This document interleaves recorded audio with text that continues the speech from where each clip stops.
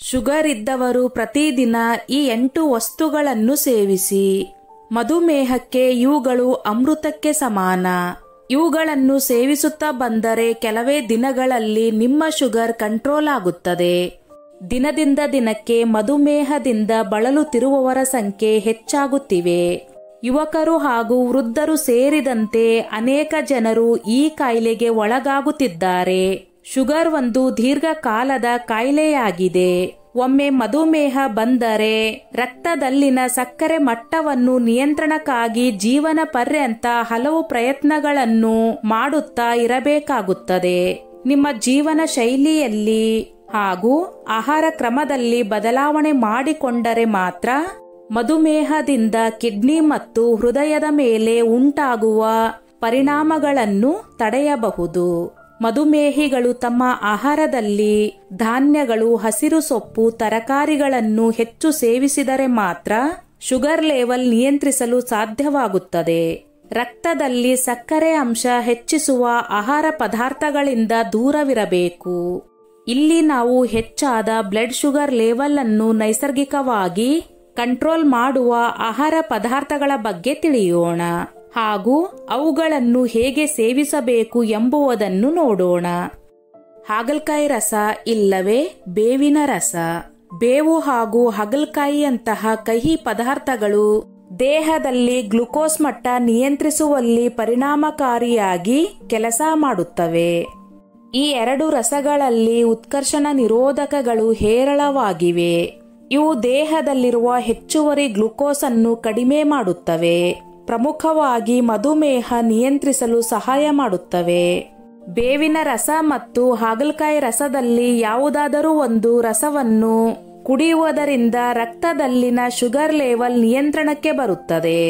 ಇವೆರಡು ಸಕ್ಕರೆ ಕಾಯಿಲೆ ಹೊಂದಿರುವ ರೋಗಿಗಳಿಗೆ ಹೇಳಿ ಮಾಡಿಸಿದ ಪಾನೀಯಗಳಾಗಿವೆ.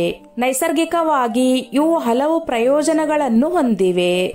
ಬೇವಿನ ರಸ ಮತ್ತು ಹಾಗಲಕಾಯಿ ರಸವನ್ನು ಆಗಾಗ್ಗೆ ಸೇವಿಸುವುದು ಮಧುಮೇಹ ರೋಗಿಗಳಿಗೆ ತುಂಬಾ ಒಳ್ಳೆಯದು ಎಂದು ಹೇಳಲಾಗುತ್ತದೆ. ರಾಗಿಯಿಂದ ಮಾಡಿದ ಆಹಾರಗಳು. ರಾಗಿಯು ದೇಹದ ಆರೋಗ್ಯಕ್ಕೆ ಉತ್ತಮವಾಗಿದೆ. ರಾಗಿಯಲ್ಲಿ ಕಬ್ಬಿಣದ ಅಂಶವು ಸಮೃದ್ಧವಾಗಿದೆ.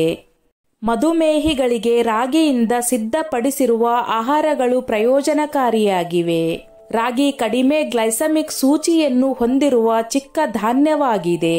ನಿಮ್ಮ ದೈನಂದಿನ ಆಹಾರ ಪದ್ಧತಿಯಲ್ಲಿ ರಾಗಿಯನ್ನು ಸೇರಿಸಿದರೆ ನಿಮ್ಮ ರಕ್ತದಲ್ಲಿನ ಸಕ್ಕರೆ ಮಟ್ಟ ನಿಯಂತ್ರಣಕ್ಕೆ ಬರುತ್ತದೆ. ಜೊತೆಗೆ ಸಕ್ಕರೆ ಮಟ್ಟ ಏರಿಕೆಯಾಗುವುದನ್ನು ಕೂಡ ತಡೆಯುತ್ತದೆ. ಪ್ರತಿದಿನ ನೀವು ರಾಗಿ ಸೇವಿಸುವುದರಿಂದ ಕ್ಯಾಲ್ಸಿಯಂ ಕೊರತೆ ನೀಗಿಸುತ್ತದೆ.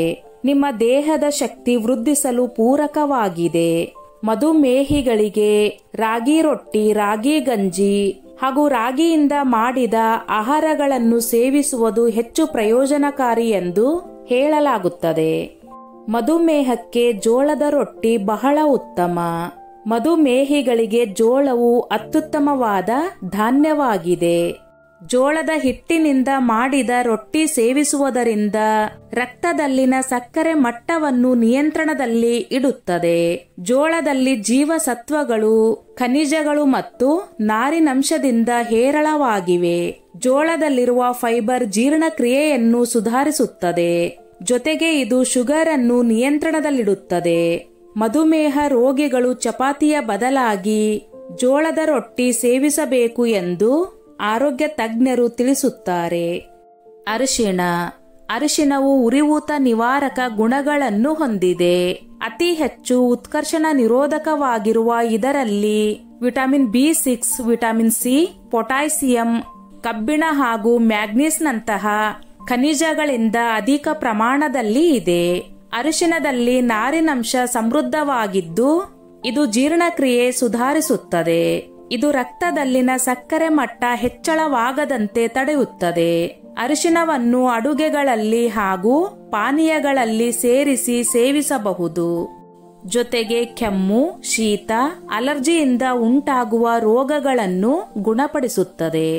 ಹಸಿ ಅರಿಶಿಣದಲ್ಲಿರುವ anti bacterial, antiseptic, antioxidant ಗುಣಗಳು ಆಂತರಿಕ ಆರೋಗ್ಯದೊಂದಿಗೆ ಚರ್ಮ, ಕೂದಲಿನ ಆರೋಗ್ಯಕ್ಕೂ ಸಹ ಪ್ರಯೋಜನಕಾರಿಯಾಗಿದೆ. ಆಮ್ಲ ಜ್ಯೂಸ್. ಶುಗರ್ ನಿಯಂತ್ರಿಸಲು ನೆಲ್ಲಿಕಾಯಿ ಅಥವಾ ಆಮ್ಲ ಚೆನ್ನಾಗಿ ಕಾರ್ಯನಿರ್ವಹಿಸುತ್ತದೆ. ಆಮ್ಲದಲ್ಲಿರುವ ಕ್ರೋಮಿಯಂ ಶುಗರ್ ಅನ್ನು ನಿಯಂತ್ರಣದಲ್ಲಿಡುತ್ತದೆ. ಕ್ರೋಮಿಯಂ ಹೃದಯ ಕವಾಟುಗಳು ಮುಚ್ಚುವುದನ್ನು ತಡೆಯುತ್ತದೆ ಹಾಗೂ ಕೆಟ್ಟ ಕೊಲೆಸ್ಟ್ರಾಲ್ ಕಡಿಮೆ ಮಾಡುತ್ತದೆ. ಆಮ್ಲದಲ್ಲಿ ವಿಟಮಿನ್ ಸಿ ಹೇರಳವಾಗಿದೆ. ನಿತ್ಯ ನಮ್ಮ ಆಹಾರದಲ್ಲಿ ಆಮ್ಲ ಸೇರಿಸಿದರೆ ರೋಗ ನಿರೋಧಕ ಶಕ್ತಿ ಹೆಚ್ಚುತ್ತದೆ. ಜೊತೆಗೆ ಉರಿಯೂತ ನಿವಾರಕ ಹಾಗೂ ಗ್ಲೈಸಮಿಕ್ ವಿರೋಧಿ ಗುಣಗಳನ್ನು ಹೊಂದಿದೆ. ಆಮ್ಲದಲ್ಲಿ ಫೈಬರ್, ಖನಿಜಗಳು ಮತ್ತು ಪ್ರೋಟೀನ್ಗಳು ಹೇರಳವಾಗಿವೆ. ಇವುಗಳು ನಮ್ಮ ದೇಹದಲ್ಲಿ ರೋಗ ನಿರೋಧಕ ಶಕ್ತಿ ಸುಧಾರಿಸುತ್ತದೆ. ಪ್ರತಿನಿತ್ಯ ನೆಲ್ಲಿಕಾಯಿ ಜ್ಯೂಸ್ ಕುಡಿಯುವುದರಿಂದ ಶುಗರ್ ನಿಯಂತ್ರಣಕ್ಕೆ ಬರುತ್ತದೆ ಎಂದು ತಜ್ಞರು ಸಲಹೆ ನೀಡುತ್ತಾರೆ. ಬಾದಾಮಿ. ಫೈಬರ್, ಪ್ರೋಟೀನ್, ಆರೋಗ್ಯಕರ ಕೊಬ್ಬು, ಸತ್ತು, ಮೆಗ್ನೀಸಿಯಂ ಮತ್ತು ಪೊಟ್ಯಾಸಿಯಂ ಸೇರಿದಂತೆ 15 ಪ್ರಕಾರದ ವಿವಿಧ ಪೋಷಕಾಂಶಗಳು ಬಾದಾಮಿಯಲ್ಲಿ ಇವೆ. ರಕ್ತದಲ್ಲಿನ ಸಕ್ಕರೆ ಮಟ್ಟ ನಿಯಂತ್ರಿಸುವ ಸಾಮರ್ಥ್ಯವು ಬಾದಾಮಿಗೆ ಇದೆ. ಪ್ರತಿನಿತ್ಯ ಬಾದಾಮಿಯನ್ನು ನಿಯಮಿತವಾಗಿ ಸೇವನೆ ಮಾಡುವುದರಿಂದ ಶುಗರ್ ನಿಯಂತ್ರಣಕ್ಕೆ ಬರುತ್ತದೆ. ಟೈಪ್ 2 ಡಯಾಬಿಟಿಸ್ನಿಂದ ಬಳಲುತ್ತಿರುವವರು ಪ್ರತಿನಿತ್ಯ 30 ಗ್ರಾಂನಷ್ಟು ಬಾದಾಮಿ ಸೇವನೆ ಮಾಡುವಂತೆ ವೈದ್ಯರು ಸಲಹೆ ನೀಡುತ್ತಾರೆ. ಮಧುಮೇಹಿಗಳು ಎಲ್ಲಿಯಾದರೂ ಪ್ರಯಾಣ ಮಾಡುವಂತಹ ಸಮಯದಲ್ಲಿ ತಮ್ಮ ಬಳಿಯಲ್ಲಿ ಬಾದಾಮಿ ಇಟ್ಟುಕೊಂಡರೆ ಉತ್ತಮ. ಪ್ರಯಾಣದ ವೇಳೆಯಲ್ಲಿ ತಿನಿಸುಗಳನ್ನು ತಿಂದು ಆರೋಗ್ಯಕ್ಕೆ ಸಮಸ್ಯೆ ತಂದುಕೊಳ್ಳುವ ಬದಲು ಬಾದಾಮಿ ಸೇವಿಸುವಂತೆ ವೈದ್ಯರು ಸಲಹೆ ನೀಡುತ್ತಾರೆ. ಮೆಂತ್ಯ ಕಾಳಿನ ನೀರು.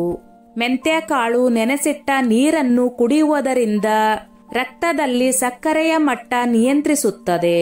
ಮೆಂತ್ಯೆಯಲ್ಲಿ ಕರಗುವ ಫೈಬರ್ ಸಮೃದ್ಧವಾಗಿದೆ. ಇವುಗಳು ಕಾರ್ಬೋಹೈಡ್ರೇಟ್ಗಳ ಹೀರುವಿಕೆ ಪ್ರಕ್ರಿಯೆಯನ್ನು ನಿಧಾನಗೊಳಿಸುತ್ತವೆ. ಈ ಕಾಳಿನಿಂದ ರಕ್ತದಲ್ಲಿ ಸಕ್ಕರೆ ಮಟ್ಟವನ್ನು ಹೆಚ್ಚಾಗದಂತೆ ಕಾಪಾಡುವಂತಹ ಕೆಲಸ ಮಾಡುತ್ತದೆ. ಪ್ರತಿದಿನ ರಾತ್ರಿ 1 ಗ್ಲಾಸ್ ನೀರಿಗೆ 1 ಟೀ ಸ್ಪೂನ್ ಮೆಂತ್ಯ ಕಾಳುಗಳನ್ನು ಹಾಕಿ ನೆನೆಸಿ ಇಡಬೇಕಾಗುತ್ತದೆ. ಮರುದಿನ ಬೆಳಗ್ಗೆ ಖಾಲಿ ಹೊಟ್ಟೆಯಲ್ಲಿ ಮೆಂತ್ಯ ಕಾಳಿನ ನೀರನ್ನು ಸೇವನೆ ಮಾಡಬೇಕು ಎಂದು ಹೇಳಲಾಗುತ್ತದೆ. ದಾಲ್ಚಿನ್ನಿ. ದಾಲ್ಚಿನ್ನಿಯು ಭಾರತೀಯ ಪ್ರಸಿದ್ಧವಾದ ಮಸಾಲೆ ಪದಾರ್ಥಗಳಲ್ಲಿ ಪ್ರಮುಖವಾಗಿದೆ. ಈ ದಾಲ್ಚಿನ್ನಿಯು ಮಸಾಲೆ ಪದಾರ್ಥವಾಗಿ ಮಾತ್ರವಲ್ಲದೆ ದೇಹದ ಆರೋಗ್ಯಕ್ಕೆ ಅನೇಕ ಪ್ರಯೋಜನಗಳನ್ನು ನೀಡುತ್ತದೆ. ಮುಖ್ಯವಾಗಿ ರಕ್ತದಲ್ಲಿ ಸಕ್ಕರೆ ಮಟ್ಟವನ್ನು ನಿಯಂತ್ರಿಸುವಲ್ಲಿ ಮಹತ್ವದ ಪಾತ್ರ ವಹಿಸುತ್ತದೆ. ಚಹಾ, ಕಾಫಿ ಸೇರಿದಂತೆ ಇತರೆ ಪಾನೀಯಗಳಲ್ಲಿ ಸೇರಿಸಿ ಸೇವನೆ ಮಾಡುವುದು ಒಳ್ಳೆಯದು. ದಾಲ್ಚಿನ್ನಿಯನ್ನು ನಿಮ್ಮ ಆಹಾರ ಕ್ರಮದಲ್ಲಿ ಬಳಕೆ ಮಾಡಿದರೆ ಹಲವು ಲಾಭಗಳನ್ನು ಪಡೆಯಬಹುದು ಎಂದು ವೈದ್ಯರು ವಿವರಿಸುತ್ತಾರೆ. ಇಲ್ಲಿ ನಿಮಗೆ ನೀಡಲಾದ ಎಲ್ಲಾ ಆರೋಗ್ಯ ಸಂಬಂಧಿತ ಮಾಹಿತಿ ಹಾಗೂ ಸಲಹೆಗಳು ಸಾಮಾನ್ಯ ಮಾಹಿತಿಗಾಗಿ ಮಾತ್ರವೇ ನೀಡಲಾಗಿದೆ. ನೀವು ಈ ಬಗ್ಗೆ ವಿವರವಾಗಿ ತಿಳಿದುಕೊಳ್ಳಬೇಕು ಮತ್ತು ಈ ವಿಧಾನ ಅಥವಾ ಕಾರ್ಯವಿಧಾನವನ್ನು ಅಳವಡಿಸಿಕೊಳ್ಳಬೇಕು ಎಂದಾದಲ್ಲಿ ನೂತನ ಪರಿಣಿತ ವೈದ್ಯರನ್ನು ಸಂಪರ್ಕಿಸುವುದು ಉತ್ತಮ. ಸ್ನೇಹಿತರೆ, ಈ ನನ್ನ ಮಾಹಿತಿ ನಿಮಗೆ ಇಷ್ಟವಾಗಿದ್ದಲ್ಲಿ ದಯವಿಟ್ಟು ಶೇರ್ ಮಾಡಿ, ಲೈಕ್ ಮಾಡಿ ಮತ್ತು ಸಬ್ಸ್ಕ್ರೈಬ್ ಮಾಡಿ.